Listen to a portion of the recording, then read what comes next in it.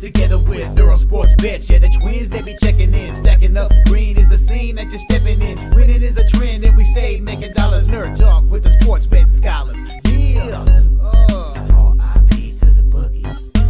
R.I.P. to the bookies. R.I.P. to the bookies.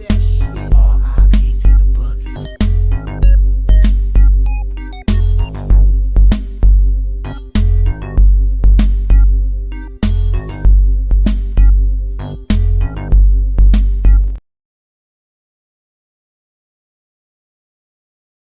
Hi, welcome back to another edition of the Earle Sports Bet Show. My name is Nicholas Earle. Just me today, as we have 8 games in the NBA, 10 in the NHL, so 18 games to go over for today. So we got a decent card, so we're not going to waste too much time today. First, we'll quickly recap yesterday, and then we will get into today's games. It felt like a weird day yesterday, and then I looked, and I was up money, which I did not think that was going to be the case, but that was just the way things went down yesterday. The NHL was annoying a little bit. Lost with the Devils plus 105. That was just a terrible bet there. It happens. Minnesota plus 115 was a loser as well. I went a nice little overtime winner, though. Chicago plus 145. They win that game there. And then St. Louis on the -1 line pushed. It was a 4-3 victory for the Blues. In the NBA, split out 1-1, right? 1-1, yeah, 1-1. Got the Miami Heat plus 5.5. Lost the Suns at plus 7.5. So it is what it is there. One annoying thing was that game went to overtime between Denver and Phoenix, and that was the second game, I believe, in 3 days or something along those lines that I lost with a dog back-to-back days. Now I've lost with a dog going into overtime by a hook because Denver won by 8. I had Phoenix 7.5, and then the previous day I had the Knicks plus it was the Knicks plus 3.5, and they end up losing in overtime by 4. So eventually the variance will go in my direction on that there, but it is what it is. I've moved on 2 spots so far. One spot's moved a lot because I got plus 105 on a play that's now minus 120. And then the other one hasn't moved at all. So it is what it is there. We'll head over to the chat, and then we will head over to, or then we will get into the NBA. Ice X in the chat saying, so I've been severely sick this past week. Yesterday after work, I was just laying in bed looking at trades. This and that, and maybe up to 1 p.m. Wow. And then I'm like, I'm not going to bother staying up. Might as well take advantage and sleep to recover. I think I did because I had stayed up and seen the trades that happened. Don Sweeney, yeah, that was a rough deadline there if you're a Boston Bruins fan. I'm good now. I'll bet again tomorrow or Monday, seeing how teams played with the new players. I've already faded one team with the new players, and I've faded a team that traded away a bunch of players. So I did fade the big moves. Boston sold a lot. I got to the Lightning puck line at plus 105 last night. And obviously the Dallas Stars had the biggest acquisition of the entire trade deadline, getting Mikko Rantanen. I'm already on the Oilers at minus 120. So those are my 2 plays so far heading into this card. But we will get into today's games here. And we'll start off in the NBA with an absolute beauty of a matchup. We have the Charlotte Hornets taking on the Brooklyn Nets. The Brooklyn Nets are 4.5-point road favorites with a total of 212 in this game. Line opened up at a 4. It's now a 4.5. Line opened up at a 215.5. It's now down to a 212. So we do have a move towards the under. We have a move towards the Nets. The Nets have lost 6 in a row, yet they are a road favorite in this game. I think that's a little bit telling, that line, considering that they've struggled as much as they have. And I think it's more to the detriment of the Charlotte Hornets, though. Hornets played the Cavaliers tough yesterday, but it's the second half of a back-to-back, third game in 4 days.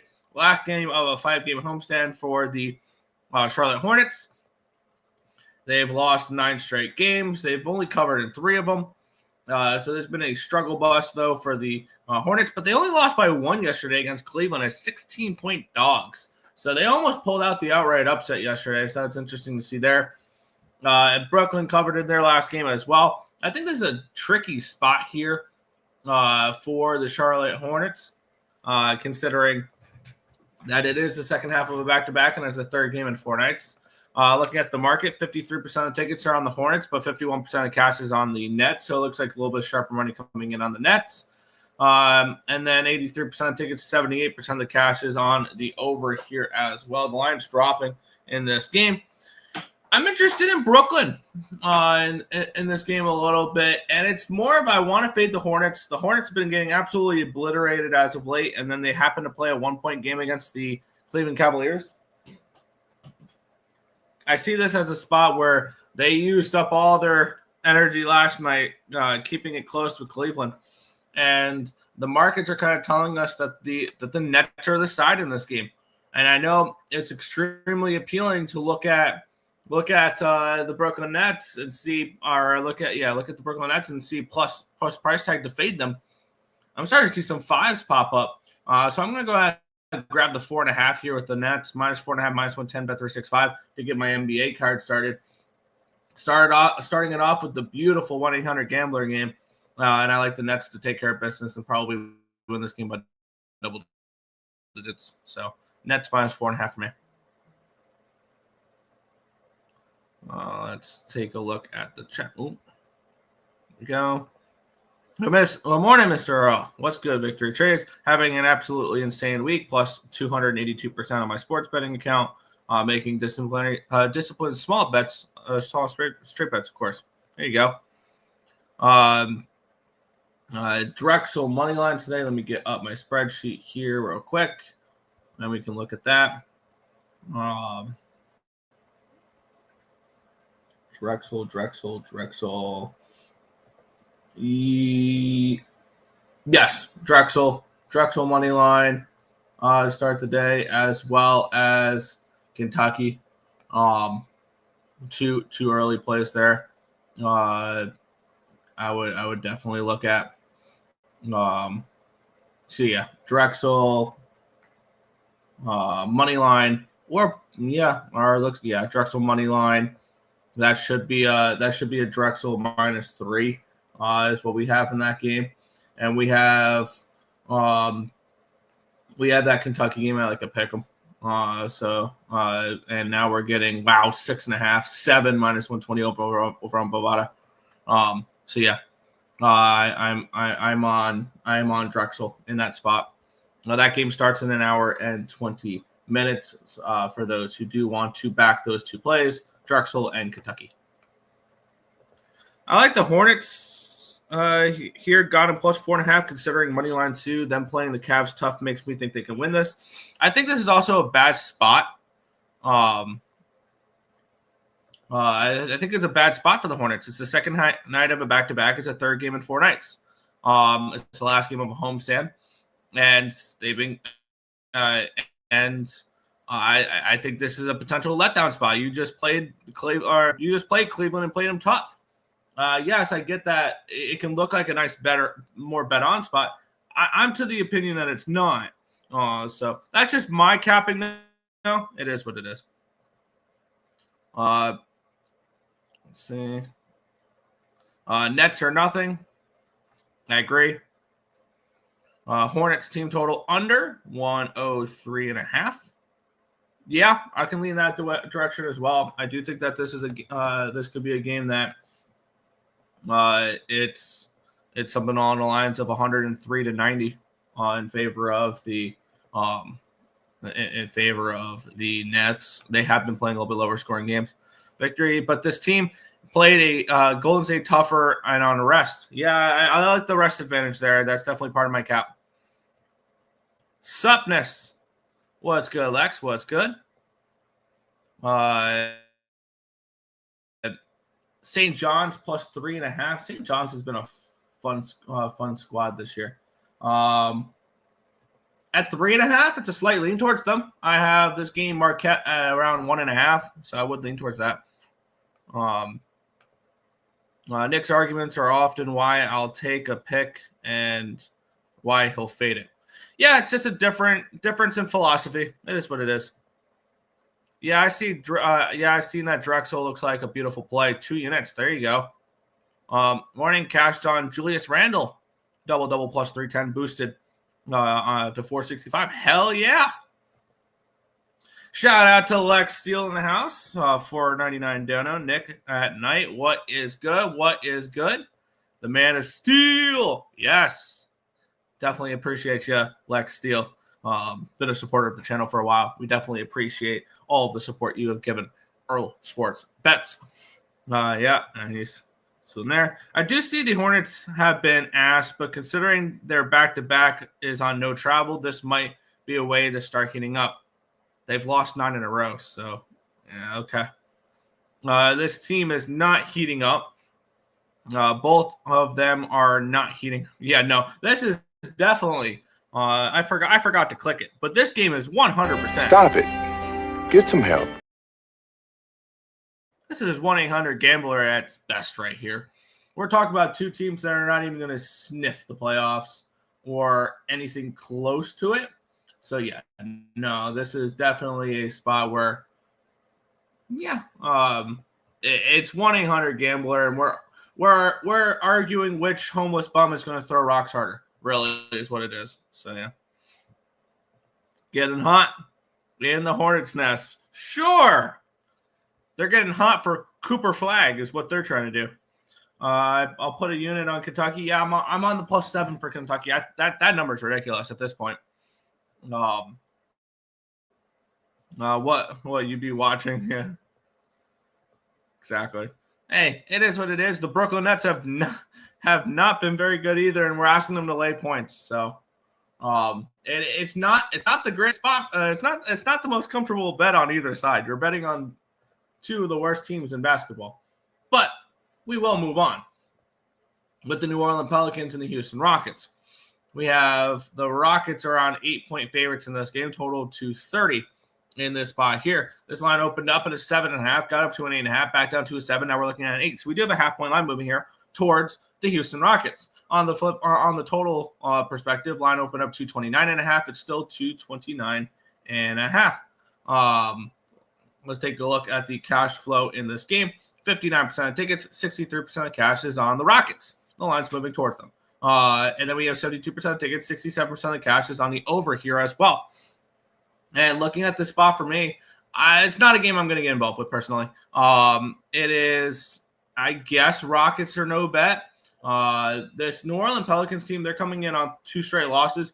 These 2 teams just played against each other, but it was a winning cover for Houston. Houston is the better overall team. I would have had a little bit more interest in this game if it was if the Pelicans were coming in off of a win against the Rockets. I would have looked to fade the Pelicans in that game there. But for me, it's no play here in this one. It would be a lean towards the Rockets. I would have preferred the Rockets losing the last game, but that's that. Yeah, so it's just a pass. Yeah. Kemba Walker, Hornets, hasn't been there in a while. Fair. Forgot to mention one of the best Nets players is out tonight. Who? And Hornets are at full strength. Okay. We'll move on, though. It is what it is. If I get it wrong, it's one play. I'm not going to lose sleep over it. Washington Wizards, Toronto Raptors. The Raptors -3.5, total 224. Taking a look at the line history in this game here. Another beautiful matchup. They just gave us the greatest card today. Line opened up 4.5. It's down to a 3.5. So we do have a move towards Washington in this game here. Line opened up 223. It's now 224.5. Take a look at the cash flow in this game here, where we have 79% tickets, 74% of cash is on the Toronto Raptors, and the line's moving towards the Washington Wizards. So we have a little bit of reverse line movement here for Washington, which makes me interested in the Wizards. Taking a look at what these 2 teams have done as of late. Toronto is coming in on 3 straight wins. They beat the Orlando Magic twice, and they beat the Utah Jazz. And it's kind of interesting to see they're 3.5-point favorites against the Jazz. All right, they were 5.5 point favorites against the Jazz, but then they are what do you call it? But then they're 3.5 point favorites against Toronto, suggesting that the Wizards are 2 points better than the Utah Jazz right now, which is interesting. Yeah, the Washington Wizards are coming in off of a win in their last game. It was against the Utah Jazz, and they've had a few days off. Now they will hit the road, where they are 5-13 this year. I guess if you want Toronto, if anywhere, it's in Toronto. But laying points with Toronto, yes, they've won 3 in a row. But for me, I don't mind this Washington Wizards team. I have a feeling that they are starting to get to the point where there is some value on them. They are 5-5 ATS in the last 10 games. But I think that this is a Wizards team that is not going to continue to fail to cover as much as they have. And I think that that's leading them to be a little bit undervalued here. I'm going to move on Washington in this game. That was a game I kind of had circled heading into the card. Watching this line movement come in, the public all over Toronto, but get this line moving towards Washington definitely gives me interest here in it. So I'll take the plus. I'm getting +4 over on Fanatics for this game. So Washington +4, -110 is where I'm going to be getting in this game, backing the Wizards. So the 2 1-800-GAMBLER games to start the card, I'm all over. So yeah, I'm on the Wizards here in this game. Cam Johnson for the Nets averages 19 points per game. Okay. Pels team total under. I can lean that way. I can Cam Johnson going off. Like the Raptors, Wizards probably want to secure tanking. Remember, teams don't tank, organizations do. They'll still continue. Those Wizards players still need to have jobs next year. They got something to play for. They need a job next year. I wouldn't tank if I'm a player. I'm not tanking, because then that shows that the ownership can get rid of you. Zion points and go to bed. Fair. Tell me when the hockey starts. Mood. The Raptors are one of the best ATS teams, especially at home. Cool. Cam Johnson, watch out. They still win. How bad the Hornets are. Yep. Wizards, like the Wizards there. Yeah. What about the over 224.5? I've eliminated totals for my capping, so I don't know. I probably lean under in the game, but that's just because most of the time the market likes unders, and I kind of follow the market in the NBA in a sport that I'm not as knowledgeable in. So yeah, there's that. We'll move on. This is a game I had circled when I bet the Atlanta Hawks. The last game, I had this game circled to back Indiana this game. Let's talk about it. The Indiana Pacers are at the Atlanta Hawks. It's a -3 for the Pacers, total of 243. Line open up at a 2. It's now a 3. Line open up 243.5. It's now 244. Let's take a look at the cash flow in this game here, where we have 52% of the tickets are on the Pacers, but 53% of cash on the Hawks. The line is moving towards the Pacers, though, for what it's worth. And then we have 76% of tickets, 81% of cash is on the over here as well. I said that when I bet the Atlanta Hawks plus the points the other night against these Indiana Pacers, that if the Hawks were to win that game, I would turn around and bet the Pacers in the next game, because it's tough to beat a team twice. What happened in that game? The Atlanta Hawks went in and they won, and now we're getting the Pacers. Now we're going to turn around and take the Pacers in this game. This was a spot I had circled for a few days, and that's exactly where I'm going to go in this game. I'm going to get minus. Where is it? Where's the best available line?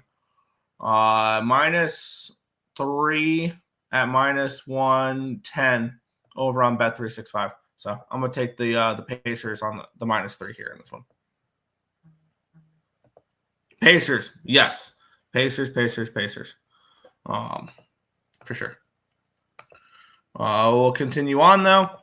The Miami Heat taking on the Chicago Bulls. The Heat -4.5, total 226 in this game.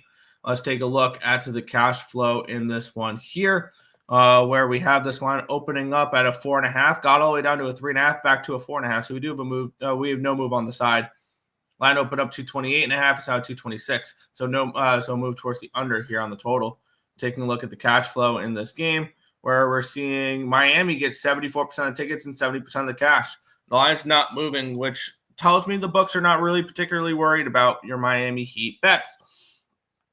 84% of the tickets, 82% of the cash is on the over in this one as well. Right off the rip, this looks like Chicago or no bet for me right off the rip. We do have Miami off of back-to-back losses, but 6 straight covers. They are 3-3 in those games. Now we're asking them to cover as a favorite, though, which 2 of the games they were favorites. So now it's against Atlanta and against Washington. On the flip side, we have Chicago coming in off of a win and as an 8.5-point dog in their last game against Orlando. For them now, snapped a 2-game losing streak for them in that last game as well. This is Chicago or no bet for me, pretty plain and simple. And I think I'm going to end up passing in this game. If this was, I don't know how to approach this one. It's obviously dog or pass. And I could see myself getting involved with the Bulls a little bit later. So this is Chicago or no play, which I think it's just going to end up a pass right now for me.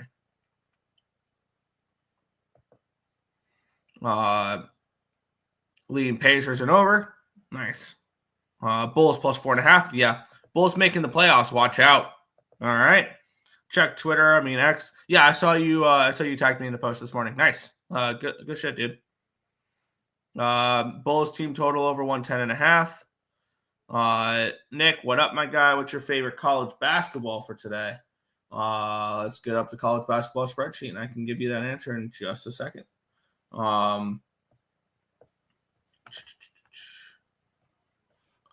That would be not much today, considering it's a 100 some odd games card. A lot of games had no spreads or anything along those lines. I think at the 7 it's 100% Kentucky. At 7 it's 100% Kentucky for me. Skipping this one, neither are consistent enough to rely on. Fair. I think Bam can get 16 rebounds today. Fair. Y'all don't mess with the UFC right now, really. No. Is there any college basketball teams that a win would do good? A lot of them. A lot. We're in the conference tournaments where some of these conferences are one bid leagues, and that is a conference tournament champion. So yeah, a lot of good can go from winning these days.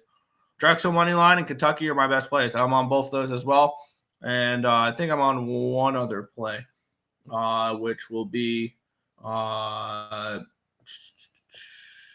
Cornell at minus 10, and then probably Jacksonville State money line against Kennesaw, and I think that would be it. Yeah. Looks like Kennesaw or Jacksonville State money line and Columbia would be the other 2 that I would look at. We'll continue on though. The Orlando Magic taking on the Milwaukee Bucks. The Bucks 6.5-point favorites, total of 218 in this game. The Magic have been an incredibly frustrating team. This line opened up at a 7 though, got down to a 6.5 now, and it dropped all the way from 6.5 to a 4.5. And then it's come back up to a 5. So we do have a move towards Orlando since the opening line. On open up to 18, down to a 217. Taking a look at the cash flow in this game here, where we have 82% of tickets and 74% of the cash is on the Bucks. Yet this line's moving against them, which is interesting. 88% of tickets, 90% of the cash is on the over in this one here. Good luck trusting this Orlando Magic team, though. Good God, they've been bad. They have completely fallen off. 5 straight losses, haven't covered in any of them, and they're to Chicago, Toronto twice, Golden State, and Cleveland. And the Cleveland game was a 40-point loss. So on the flip side, we have Milwaukee coming in on 4 straight wins and 8 of their last 9. So we have 2 teams going the opposite directions, yet the market's very bullish on on the team going the wrong way rather than the right way, which is really interesting. And maybe with the way that these 2 teams are going, it's overvaluing the Bucks a little bit. It's undervaluing the Magic. Do I want to get involved with this Magic team, though? That's the ultimate question. For me, yes, it is Magic or no bet. That'd be the only way I look. But I feel like you've missed your line, though. I'm seeing some 5s out there. I lean Magic plus 5, but I don't think I want to trust the Orlando Magic with my money tonight. So no play here for me.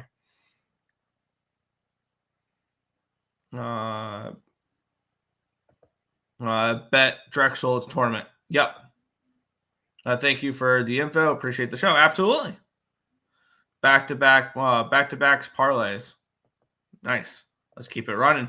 Cam Thomas over 21.5 points. I really don't mess with player props personally. I'm not a player props person. Like the Bucks a lot here. All right. Morning, Nick. What's good? Untouchable. Pass. Taking Bucks -5 instead of my Bucks 5.5. F Delaware. Fair. Lean Bucks.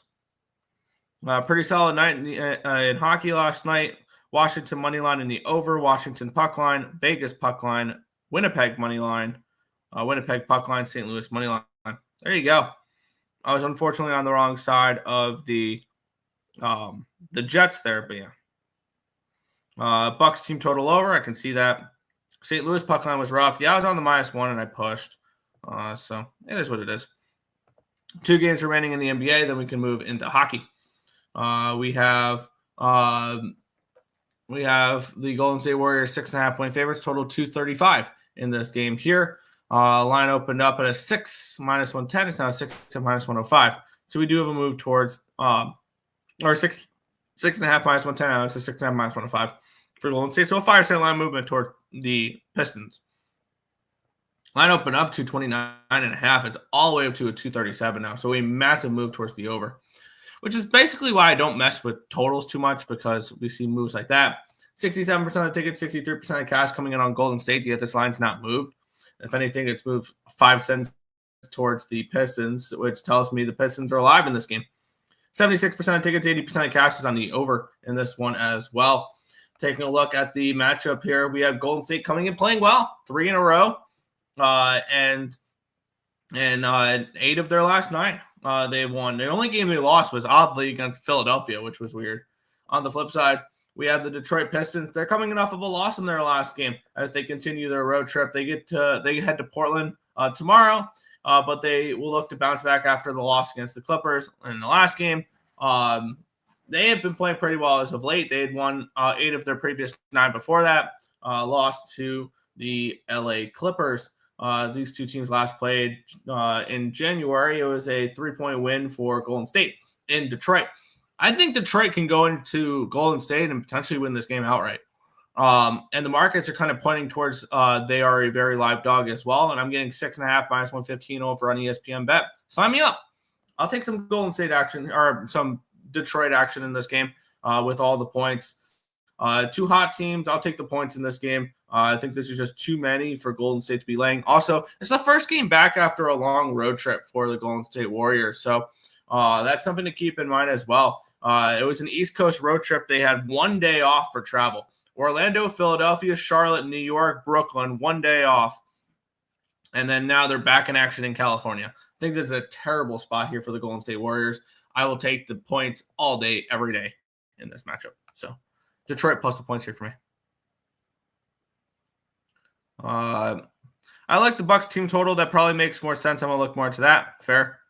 Pistons lean. Pistons money line would be the dog I want here. Absolutely.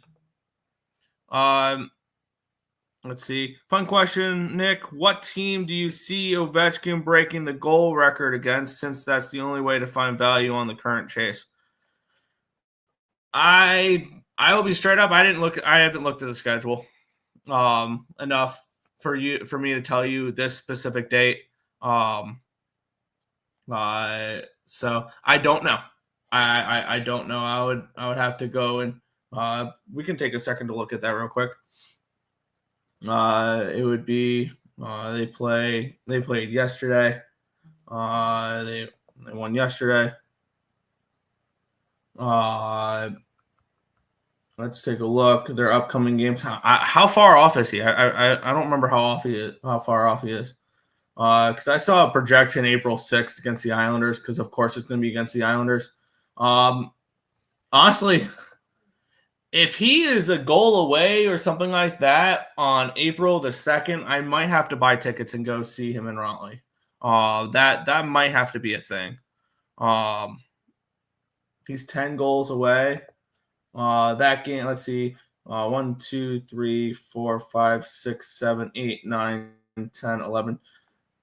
That Hurricanes game is 12 games away for the Washington Capitals.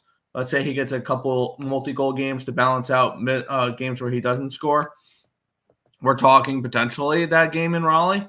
I will say he breaks the record against the Hurricanes in the Lenovo Center, and maybe I look to go get tickets for that. No one cares. Crosby is better. Me and Nick clearly have similar capping. Yeah. Pistons team total over 115.5. There you go. I took him breaking it at plus 320 a couple months ago and added another small break. Oh, okay. That's okay. Gotcha. Took the Red Wings for fun. They were at 20 to 1. I would look towards the Hurricanes, but yeah, 10 goals.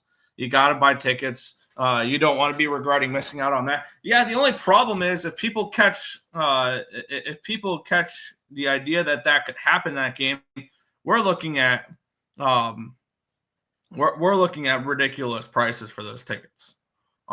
So I often hit the middles on totals. Yeah, that's not a bad way to approach it. Or Nick is just copying me. Oh, good God. You're starting this. Last game in the NBA, and then we'll head into the NHL. We have the Los Angeles Lakers. They're taking on the Boston Celtics. This is in Boston total, or Boston 7.5 point favorites, total 227 in this game. Line opened up 6.5. It's now 7.5 for Boston. So we do have a move towards the Celtics in this game. Taking a look at, and then this line opened up 227.5. It's now at 227. The Celtics are coming in on 3 straight wins. They've all been at home. They do get a couple more home games. They get the game against Utah on the 10th, which I said I'm going to look towards Utah in that game. I had that written down, Utah ATS versus Boston on March 10th, because I think they show up in this game, Boston. And then they get the Thunder after this. I think there's a tricky spot potentially for the Lakers. They're coming in off of a 6-game homestand where they won every single game. Now they're 7.5 point dogs. I think this is a smash and grab spot here for the Boston Celtics. Let's take a look at the cash flow, see if that all correlates. Oh, it absolutely is. 84% of the tickets and 79% of the cash is coming in on the Lakers, and the line's moving towards the Celtics. This is Celtics smash and grab here in this one. I'm going to lay it with the Celtics here in this one. And not only am I going to lay it with the Celtics, I'm going to double up on the Celtics first half and full game. I think they lay the hammer down on the Lakers in this spot. And that's exactly what this market is telling us too. So let me find the best available numbers, which is on Bet365 for the first half, -4, -110, and -7 full game, -110 over on Fanatics. This looks like a very strong Celtics smash spot here for me. The Lakers, I think the worst thing that they could do right now is travel, because they were dominating at Crypto.com Arena. And now they're going to have to hit the road to play the Celtics. I think this is a smash and grab spot for the Boston Celtics. So I'm on the first half, -4, and the full game, -7 here with the Boston Celtics. Coyote is controlled by 446. Celtics or Lakers. See, we're not copying each other. We're not copying each other. Celtics in the under. I've been a Laker on the Laker train, so I'm not leaving. Fair.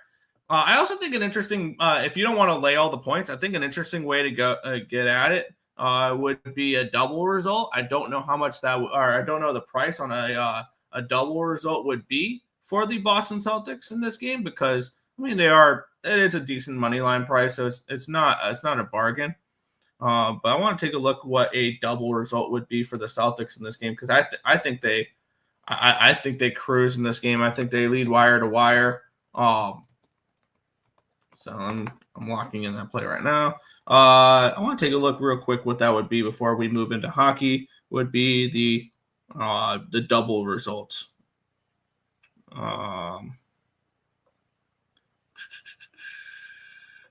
Game props. Would it be under game props? No.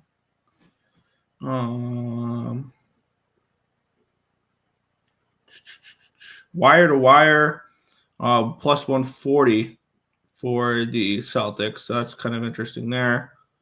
But yeah, I want to find it would be Boston first half money line, full game money line. Minus 160. That sucks. Okay. I thought that was a fun that would have been a decent spot, but nope. Okay. Lakers team total under. I could see that as well. I think this is a tough spot for them. I like Celtics first half, but the Lakers have cover. But the Lakers cover spread. Fair. Lakers made me good money, so I can't leave it yet. Fair. Why would we would have if you jumped on the Laker train? Fair. For the past few weeks.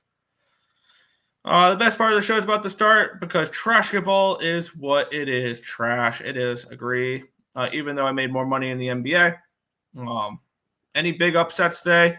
Yeah, Kentucky would be the play, I'd say, because I think they're 6.5 point, 7 point dogs, something along those lines. But we'll make the transition to the NHL. We have the Ottawa Senators and the New York Rangers. We have the Sens minus 130 favorites in this game with a total of 6 in this one. Let me switch over from there we go. Now, let me also get up the rosters because teams made moves yesterday. It's the trade deadline. It was the trade deadline yesterday. New York Rangers were not overly busy. I don't remember if they made any plays or not, or many moves or not. I think it's the Ottawa Senators did make a couple moves. I'm just going to go NHL trade deadline tracker. Here we go. So I can break down every single move that was made when we break down these teams. That's 2023-24. No. This one. 2024-2025. And then we'll be able to really be able to dive deeper into it. Let's see what the Senators did. The Senators, I believe they made a couple moves. Why is it not showing me Senators? Oh, there we go. It just took a second. Okay. The Senators made a few moves. They got forward Fabian Zetterlund, center Tristan Robbins, and a 4th-round pick. In a trade that sent Noah Gregor. They also got Dylan Cousins. Come on. Stop it. Why did it just kick me off the page? Let me get back on. They also got Dylan Cousins in a trade that they traded away Josh Norris. So they did make a few moves yesterday. The Rangers, on the other hand, felt like they didn't do much. They got Nicholas Abel-Cabell from the Sabres for Eric Brandstrom. They got Carson Soucy for a 3rd-round pick from the Canucks. Great. Now I have. Where is the sound coming from? Okay. Did it go away? Okay, it went away. Cool. Yeah. And then they also traded away Riley Smith for Brandon Brushin in a 3rd-round pick. And that was, I believe, they also traded away. Yeah, that was a little while ago with the Ryan Lindgren trade. So not huge moves. Obviously, a couple moves there for the Ottawa Senators. I think that the Rangers are probably worth a look in this game at plus 110. They're finally starting to put things together. They did go to overtime against Washington in the last game. They've been outplayed though in the last few games. Where they had won, and then a couple games where they outplayed their opponent and lost. So they've been kind of a tricky team. Ottawa's coming in off of a 4-3 win over Chicago in their last game. They made it past regulation in back-to-back games. I don't really know what to think about this one there. Tricky spot. Matinee games are weird sometimes. I think the bigger moves were made by Ottawa roster-wise, so it may take them a little longer to figure it out. I lean Rangers, I guess, but not a game I'm going to get involved with. Also, I don't know what to think about the Rangers with still their top losing a top defensive guys. So yeah. The following are just what I would do. No money will be placed. Sens and Reg. Fair. Rangers are embarrassing. Rangers money line. It's crazy to think that to think I've never seen the Rangers win a cup. Me neither. Being elite my whole life almost. Yeah, they're a team that likes to choke.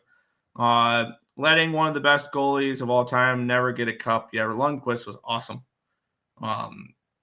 First game on the weekends always seems like a dogs are alive. Yeah, what a disappointment of a franchise pass. Lean Rangers. I wanted to see Rangers money line, but I'm really passing. And that's fair. We'll move on. We have the Seattle Kraken taking on the Philadelphia Flyers, and I believe the Kraken were open for business during the trade deadline. They traded away Brendan Tanev for a 2027 second-round pick. They traded, looks like they traded away Yanni Gordon, Oliver Bjorkstrand, along with Kyle Aucoin, and for Mikey Esamon, a 2025 second-round pick and a 2026 first-round pick, as well as a 2027 first-round pick. They traded away Capo Caco for Will Borgen. They also traded, that was on November 10th. They traded away Daniel Sprong, but that was a different play. That was a, yeah. So they were kind of open for business yesterday as well. So it felt like they did trade away a decent amount of a little bit. On the flip side, the Flyers, I don't remember how much they traded. They traded away Eric Johnson yesterday for Giovanni Smith to the Avalanche. And they traded away Scott Lawton, a 4th-round pick and a 6th-round pick for Nikita Grebekin, a 2027 conditional first-round pick, and they retained some of the salary. And they also traded Andrei Kuzmenko in a 2025 5th for a 2027 3rd to the Kings. So there's that as well. So they didn't do crazy moves. It's another tricky spot. I don't really trust the Kraken. Kraken are gonna that roster's in a little bit of an influx. They've lost back-to-back games and 4 of the last 5. Philadelphia didn't do too much other than Scott Lawton and Eric Johnson, who's just like a depth defenseman. Nothing crazy there. It's tough trying to make sense of how these teams are going to look without the trades. Now, I do have a couple spots thinking that I took, thinking that it's going to affect them in a certain way. For me, it's Flyers or no bet, I think, on this game. I think that Kraken are bet against until further notice, probably. But I don't want to really lay a number with the Flyers, so it's a stay off spot for me here in this one. Past this game, I'm out. See ya. All right. Have a good day there, Coyote. We'll move on. A game I have moved on, and this is the only problem is that this line has moved an awful lot. Let's take a look at this matchup here. The Tampa Bay Lightning minus 280 favorites with a total of 6 in this game. Obviously, the fire sale was on in Boston, and I took the Lightning puck line yesterday when it was plus 105. I don't really know if I can advocate for it as much. I mean, it's only minus 115 now, so it's not moved too crazy. It's moved 20 cents, but still, the Lightning acquired Yanni Gord and Oliver Bjorkstrand from the Seattle Kraken during the deadline. They also that was a whatever move. That was another whatever move. Yeah, so that was the only real move that they made, which they didn't really need to make a move. This is a Lightning team I'm very high on, and this is a Boston team I'm very low on, and we finally saw the Bruins embrace the rebuild. Yesterday, they went ahead and they traded away a few pieces. They traded away that's Mark McLaughlin. That's not a huge piece. They did acquire Henry Jokiharju for a 4th-round pick, which was weird. They traded away Brad Marchand to the Panthers for a 2027 conditional 2nd-round pick, where if the Panthers win 2 rounds and Brad Marchand plays 50% of the games, that'll become a 1st-round pick. They traded away Brendan Carlo for center Fraser Minton and a 1st-round pick. They traded away Charlie Coyle and a 5th-round pick for Casey Mittelstadt and Will Zellers, as well as a 2025 2nd-round pick. I believe they also made one more move. They traded away Justin Brazo for Jacob Lauko, as well as Marat, who's not Danov, and a 6th-round pick with the Wild. And they also traded away Trent Frederick a couple of days ago, as well as Max Jones for Max Weimer, 2025 second and a 2026 fourth. So fire sale was open here for the Boston Bruins, and I would look to continue to fade the Boston Bruins going forward here. I got plus 105 for the puck line at minus 115.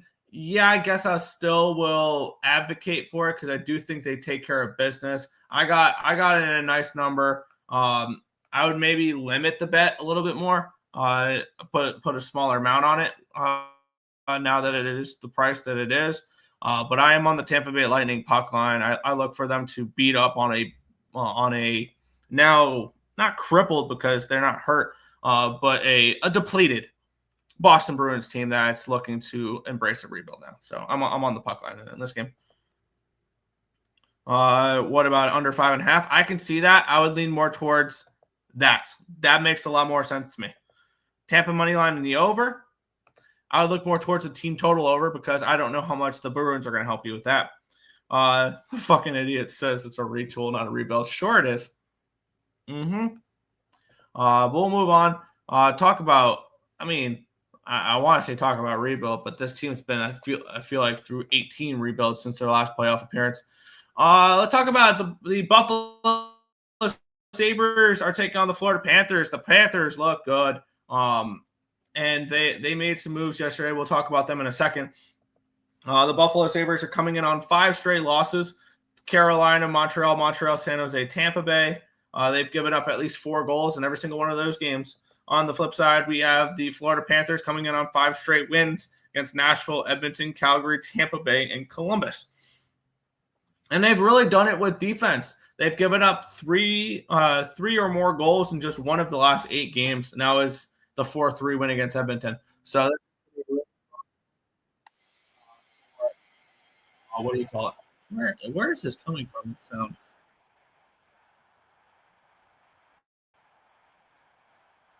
This is annoying.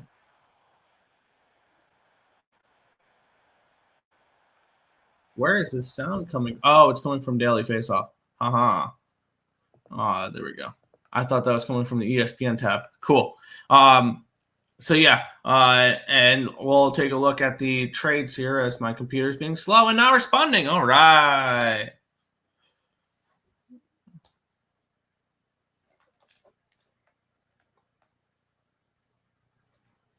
There we go. Now things are responding again. The Sabres yesterday, they traded Henry Jokiharju to the Bruins for a 4th-round pick. They also traded Nicholas Abu-Kubel to the Rangers for Eric Brandstrom, a defenseman, which was interesting there. They traded away Dylan Cousins and Dennis Gilbert for Jacob Bernard Docker and Josh Norris. And I feel like they made another move as well. They did not. On the flip side, the Panthers, they were busy at the end there as they acquired Brad Marchand. He is expected to be out a little bit, so don't expect Marchand to be suiting up for the Panthers for a few weeks. And then they had the goalie swap with the Jets, Capo Caco for Chris Driedger as well. And they also got Vitek Vanacek. So they really went out there and got backup goaltenders. This Florida Panthers team didn't really need too much. Panthers puck line probably seems like the play. Buffalo is in, I think, tank mode at this point. The Panthers are just cruising right now. Maybe this is a Sabres team total under because just of how good defensively the Florida Panthers have been playing as of late. Maybe that's the spot if you want to go there, which I don't think you'll be getting a good number for. It's -1. Seeing -112 on FanDuel. I highly doubt that's the correct number. I'm seeing -130s everywhere else. So yeah, it'd probably be my team total under 2.5 -130 for Buffalo if I'm looking to bet this game. But I don't feel the need to bet the Panthers there. Maybe you tag the Panthers together with maybe you go Panthers money line with the Lightning money line could be a way to go as well. Panthers have no real backup goalie, do they? Vitek Vanacek is starting today. He's the backup, and they also have Kaapo Kakkonen as their third string. So there's that. Cats team total over. Yeah, I think that's a decent way to look as well. Maybe that's the way to approach this game real quick. If you want, I want to take a look what that would be over on DraftKings real quick. Where, let's see, where it would be Panthers team total over parlayed with the team total under for the what do you call it, for the Sabres, just saying that this is a game that they're going to just kill them.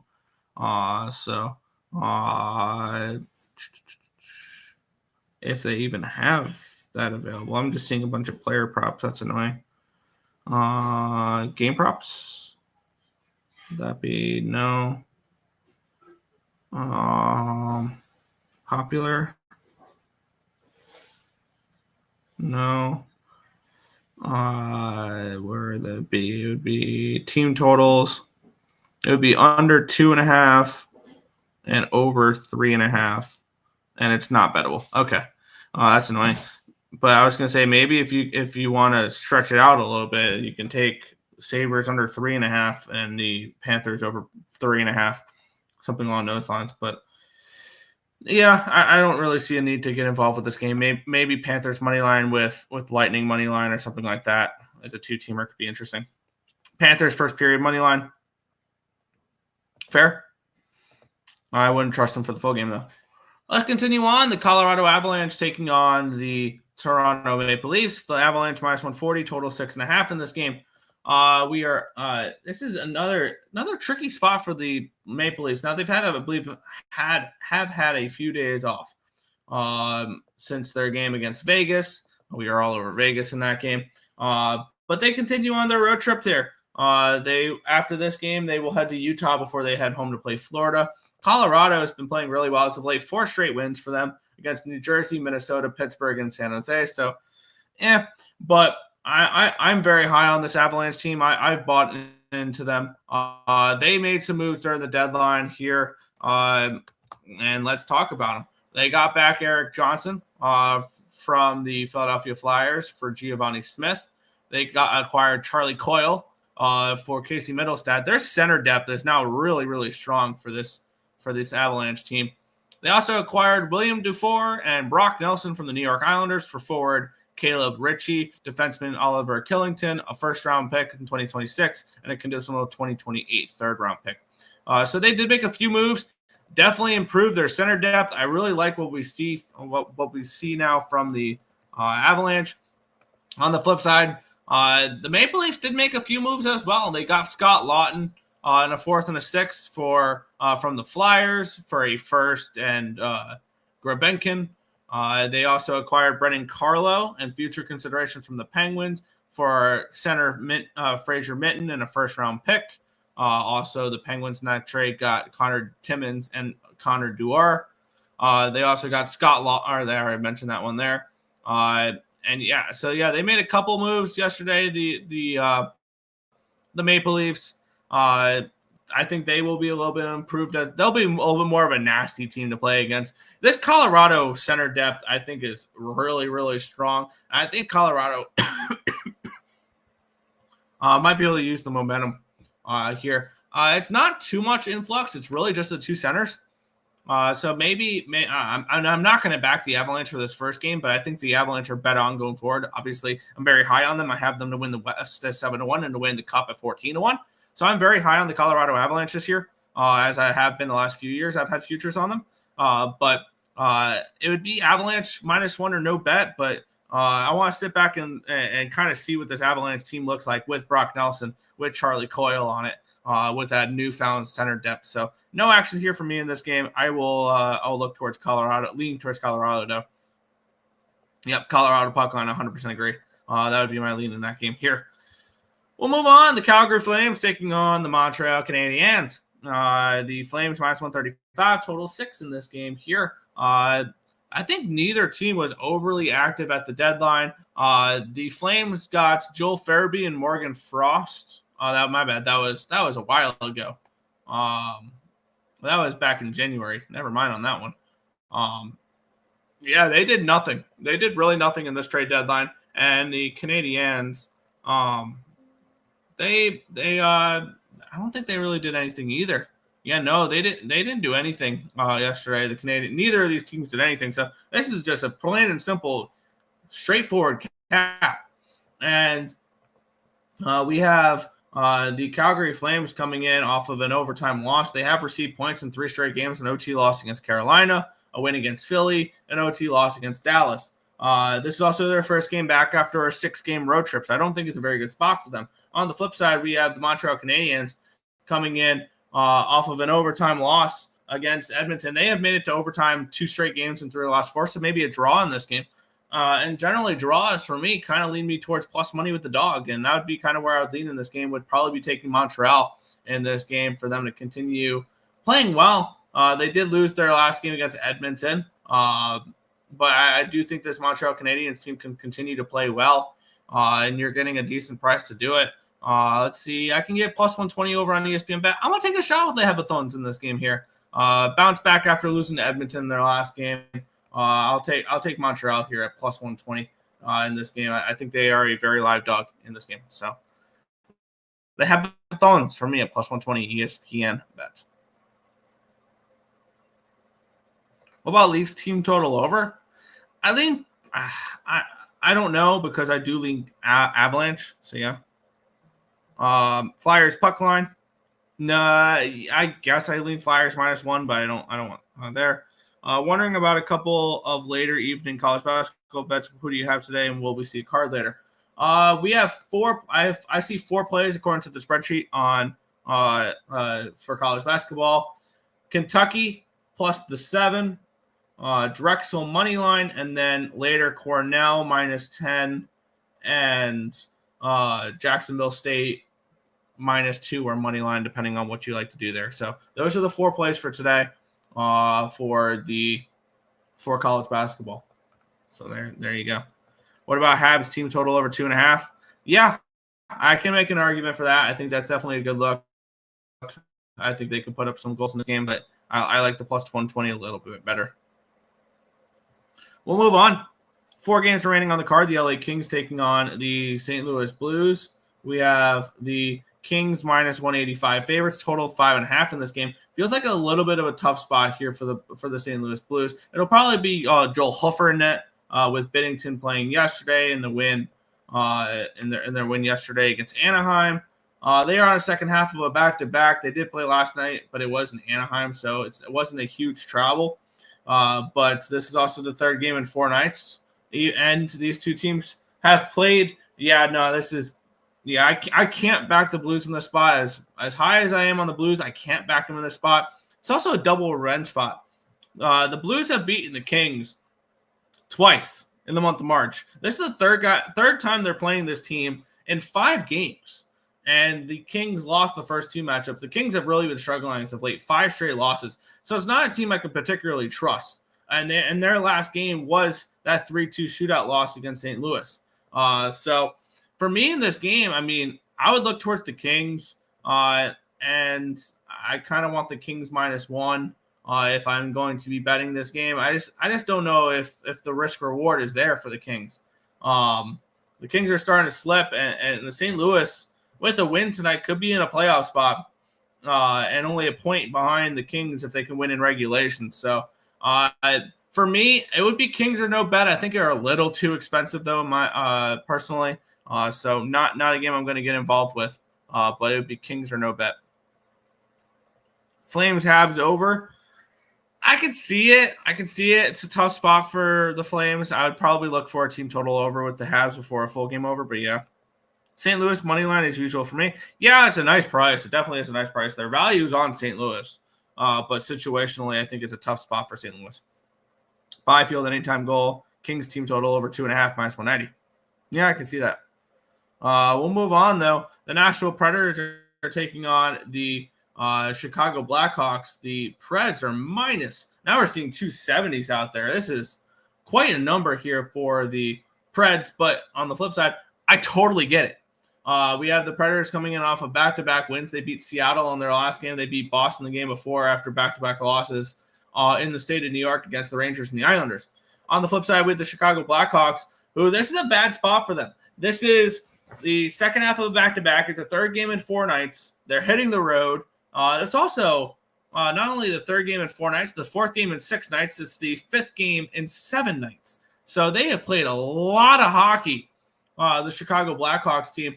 And on the flip side, this is a somewhat rested team. The Preds, they did have a little bit of a compact schedule as well. They played the first, the second, the fourth, and the sixth. They had yesterday off. It's not a back-to-back for them. It's not a third game in 4 nights for them. So it's a little bit better of a scheduling situation here for the Preds. And I think the Preds probably take care of business tonight. And I think the Predators puck line is probably where the bet is to be. And I'm going to take the Preds puck line in this game. I get it. They're expensive. And who wants to go out here and lay this type of number with the Predators? But I think it's the right play. Scheduling-wise, situational-wise for the Blackhawks, they're coming in off of an overtime game as well, an overtime win. So they're coming in feeling good about themselves, playing a lot of hockey as of late, a lot of overtime hockey as well. Oh, I just saw that Grubauer confirmed for Seattle, so that definitely pushes me a little bit more towards in that game. But for me, Nashville puck line at minus 105. I'm moved on it there. A little pricey, but I think that they take care of business. Hawks team total under 2.5. Love it. I think this could be a game they run out of gas. Nashville in the under. Yep, I agree. Move on. The New York Islanders taking on the San Jose Sharks. We have the Islanders minus 180 road favorites with a total of 6 in this game. Not too much from Lou Lamoriello and the Islanders after the Brock Nelson trade. They end up acquiring Adam Beckman for Dennis Cholowski. Other than that, they did literally nothing. The San Jose Sharks sold off some pieces. They traded away Fabian Zetterlund and Tristan Robbins in a 4th-round pick. They got Noah Gregor's 2025 second-round pick and forward Zach Ostapchuk. Part of that trade. They also traded away Luke Cunnin for a 4th-round pick to the Blue Jackets. They traded away, where's the other moves they made? Jake Wallman for Carl Berglund and a conditional 2026 first-round pick. That was an interesting trade for them there. And then I believe they did one more move. They traded Vitek Vanacek to the Panthers for forward Patrick Giles. So they did sell a few pieces off. I do think the Sharks will struggle the rest of the year. On the flip side, the Islanders, I mean, it's basically business as normal for the Islanders. Am I laying $1.80 on the road with them? Hell no. They have had some time off, though. Their last game was the win against Winnipeg before the break. Not before the break, on the 4th, before the trade deadline. The Islanders do enter this game still in contention. I don't believe it for 1 second, though. They are still 13th in the conference. They do have games in hands on teams, but that only does so well if you win those games in hand. They are 4 points behind the Sens, 5 points behind the Blue Jackets. They do have a game in hand on the Blue Jackets. I really don't care there.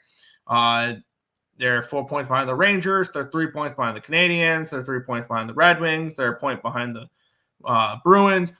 This is an Islanders team that it's a long climb for them, but they have a good matchup here to get a win with the Sharks.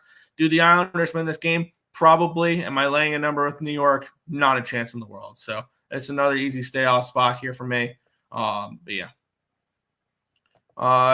Nick, did you want Killington on your team? No. I mean, not no. But I'm surprised the Islanders didn't trade away more defensemen. They have like 8 or 9 defensemen that are NHL ready, and that's not including Isaiah George sitting there in Bridgeport. And Dennis Cholowski, I think, was like the 10th option. Because I mean, with Dobson coming back, with Pulla coming back, with Pellich healthy again, with Mayfield back, we're seeing scratches for Scott Perunovich and for why am I drawing a blank on some of these defensemen? But like they have plenty of defensemen. I was hoping they were going to get a forward out of that trade, but they traded him for future considerations to the Ducks. So I'm not surprised about that. Draw, yeah. What about the under 6.5? Yeah, I can see that. Isles facing the Quackers tomorrow. Yeah, they are. They're rested though, so I don't know if the back-to-back is going to hurt them too much. Islanders waved the white flag yesterday that Nelson trade was about getting something for the future.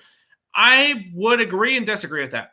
I think if they wanted to wave the white flag, Paul Murray wouldn't be suiting up for the Islanders today. Anders Lee wouldn't be. JG Pageau wouldn't be. Potentially a couple defensemen wouldn't be. They didn't trade anybody else other than Dennis Cholowski, which was a depth defenseman that was a healthy scratch or a Bridgeport Islander. Like, if they really wanted to wave the flag, they could have done a lot more on that seller's market, and they did not. So, yes and no. And the thing for Brock Nelson, I will give Lou credit for this one. He actually practiced asset management with this Brock Nelson trade. You could not let Brock Nelson walk away for nothing. And as soon as they figured out they weren't going to extend him, they had to trade him. And I 100% agree with that trade. And I like the package they got back with him. At first I was like, that's it. But then I looked a little bit into it.